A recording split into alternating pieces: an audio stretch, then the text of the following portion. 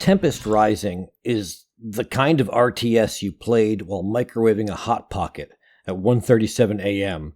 because your friend Josh wouldn't stop turtling with obelisks of light. There's a certain smell to Tempest Rising. It's not a smell you can bottle. It's the ghost of a smell. It's the olfactory memory of a dusty computer lab, surge protectors with too many things plugged in, and a beige gateway tower humming in a room that doesn't have air conditioning, but does have a single oscillating fan that clicks on every third pass. Tempest Rising is what happens when someone finds a copy of Command & Conquer Tiberian Sun in a blockbuster time capsule and decides, I can fix them.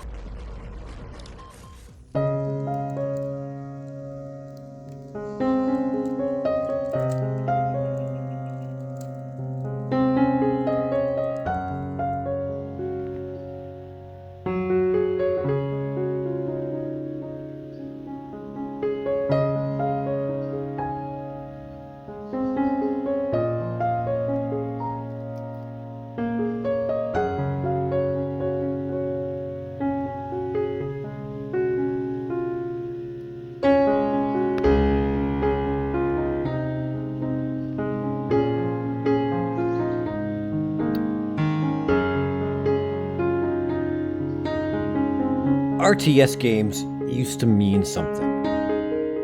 Back when we thought black nail polish and a Trigun wallpaper gave us depth. When customizing Winamp skins was a sacred act of digital self-expression. Back when LAN parties ran on Surge and every PC had a side panel window with a cold cathode tube like some gamer aquarium. Tempest Rising takes you back to those days, when units didn't need physics, just attitude. When every map was called something like Frozen Vengeance, or Blood Conflict. When a game's moral compass was, I don't know, what if the oil was evil this time? This is Command & Conquer, but on HGH. It's an RTS that based its entire personality on chugging whey protein and forgetting to wipe their ball sweat off the bench in the high school weight room. It's what happens when you take the DNA of Tiberian Sun, drop it into a vat of RTX-rendered lava, and give it just enough funding to be self-aware, but not enough to be embarrassed. The plot? Yeah, there's a plot. GDF fights Dynasty because Blue hates Red. Red has cooler tanks. It's all very army ants. There's no obvious bad guy in this story. This is 90s geopolitics filtered through a monster truck rally. GDF is basically NATO with a Red Bull problem. The Tempest Dynasty is like if Dune and Mortal Kombat had a baby and raised it on Sun Tzu quotes and bad decisions. There's a third faction coming. Probably aliens or nanomachines or a metaphor for neoliberal collapse. Or just more things to shoot, which is really the point. You don't play this game for balance. You play it because the Dynasty's infantry looked like they were designed by a Hot Wheels concept artist in the middle of a synthwave binge. You play it because the GDF's tanks are built like something a NATO War Crimes Tribunal will eventually have to address.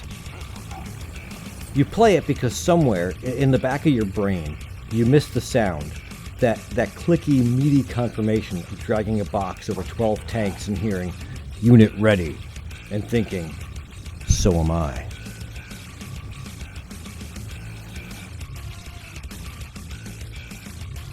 The UI is a time machine that knows exactly where it wants to take you. This game looks exactly like how you remember old RTS games looking, only with actual dynamic lighting, particle physics, and no need to try to download DirectX from a PC Gamer demo disc. This game somehow looks like it was both designed to run on a Pentium 4 with a sticker that says designed for Windows ME, and yet also on a modern gaming rig that can run Cyberpunk 2077 in 4K at 120 FPS because why not? Unit pathfinding? Imagine teaching a Roomba how to play Risk. They go where they want. You click, they think about it, then they maybe kind of go in that direction eventually. maybe.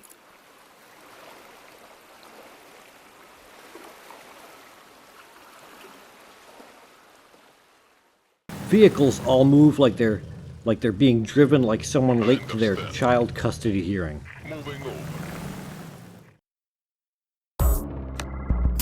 The sound design is gloriously overcooked. Industrial guitars, exploding buildings that sound like you dropped a fax machine into a volcano.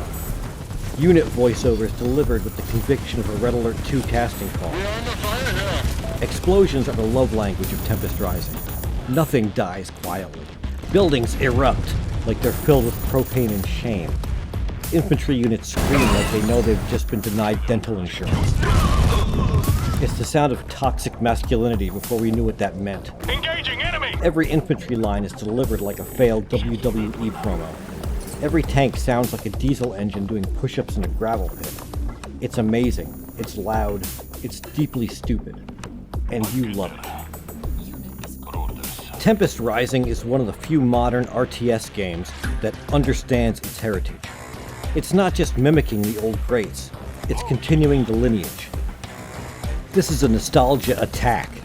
It's a punch in the gut from your childhood best friend who still insists the Soviets were OP in Red Alert. It's a PowerPoint presentation built out of explosions and father issues. This game is a tribute, a playable time capsule from when online meant running a wire between two null modems, and strategy meant building 15 mammoth tanks and hoping for the best. It's LAN parties where that one guy brought their whole tower in a laundry basket. It's that one dude who always picked Nod and talked too much about how Kane kinda has a point. Tempest Rising is the mullet of real-time strategy.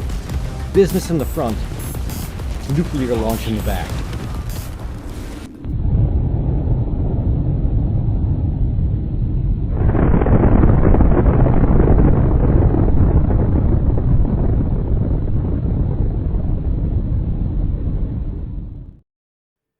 Final score, 8 out of 10.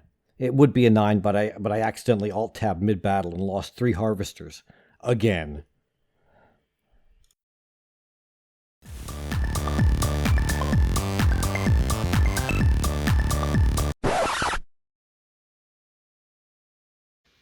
Well, alright, well that's that. God, it would take me like 3 months to make an 8-minute review. God, I really am the worst. Hey kid, let's go to bed.